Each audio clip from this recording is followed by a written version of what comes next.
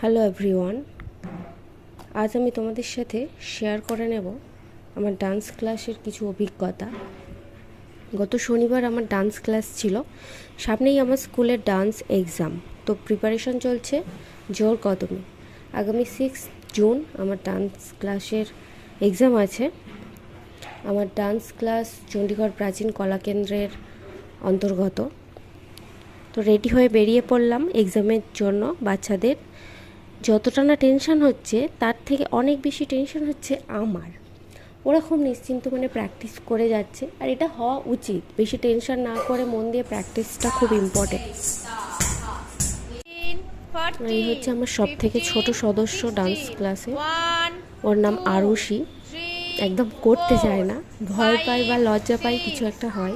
আমার একটু একটু টেনশন হচ্ছে ওদেরকে নিয়ে, যে ওরা কেমন কি এক্সাম দেবে, পরীক্ষার দিনে ঠিকঠাকভাবে সব কিছু দেখাতে পারবে কি না, নাকি ভুলে যাবে। এই একটা টেনশন মনের ভিতরে চলছে।